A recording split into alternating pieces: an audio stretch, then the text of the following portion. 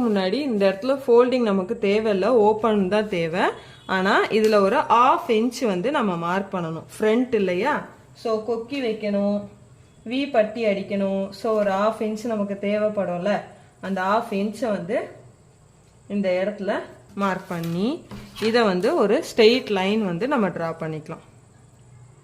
நிறைய பேர் என்ன பண்ணுவோம், இந்த 1/2 இன்ச்சை மார்க் பண்ணாமல் நம்ம என்ன பண்ணிடுறோம், கட் பண்ணிடுவோம். கட் பண்ணுறப்ப என்ன ஆகும், அந்த இடத்துல மெஷர்மெண்ட் வந்து கம்மியாகும். அப்போ ப்ளவுஸை இழுத்து மாட்டுற மாதிரி இருக்கும்.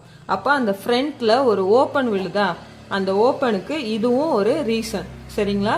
அந்த ஓப்பன் வராமல் நம்ம வந்து ஸ்டிச் பண்ணணும் அப்படின்னா நம்ம என்ன பண்ணணும், chest round, first round, waste round, இந்த 3 ரவுண்டுமே, ஏன் அண்டர் பஸ்ட் ரவுண்டு, இந்த சர்க்கம்ஃபரன்ஸ் 4மே கிளியராக எடுத்தால் மட்டும்தான் அந்த ஃப்ரண்ட் ஓப்பன் வந்து விழாது. ஓகேவா. அடுத்தது இந்த 1/2 இன்ச்சுன்றது மெயினாக கொடுக்கணும். இதை நீங்கள் கொடுக்கலனா கூட அந்த இடத்துல என்ன வரும், ஒரு ஸ்பேஸ் வந்து விழுந்துரும்.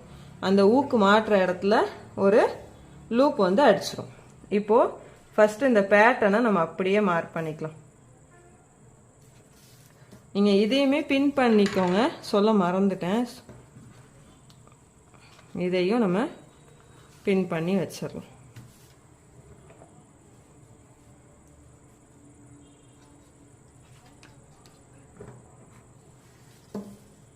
இதில் நம்ம நிறைய அலவன்ஸ் வந்து மார்க் பண்ண போகிறேன். அதனால தான் இதில் வந்து நான் இன்னும் மார்க்கிங் வந்து ஸ்டார்ட் பண்ணலை. பேக் போர்ஷனில் நான் இன்னும் மார்க் பண்ணாமல் ஃப்ரண்ட்டுக்கு டைரெக்டாக வந்துட்டேன். சரிங்களா. இப்போ இந்த இடத்துலையும் வந்து நான் வந்து பின் பண்ணிக்கிறேன். அவ்வளோதான். சரிங்களா. இப்போ ஃப்ரண்ட் போர்ஷனில் நம்ம என்னெல்லாம் எடுக்க போகிறோன்றதை காட்டுறேன். 1/2 இன்ச் மார்க் பண்ணியாச்சு. பண்ணிவிட்டு இந்த இடத்த அப்படியே நம்ம வந்து ட்ரா பண்ணிக்க வேண்டியதான்.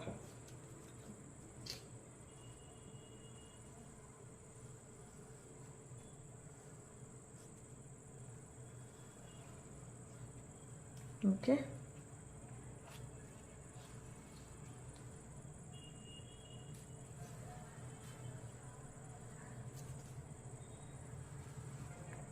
இப்போ நம்ம வந்து ஃப்ரண்ட் பீஸ் மார்க் பண்ணியாச்சு.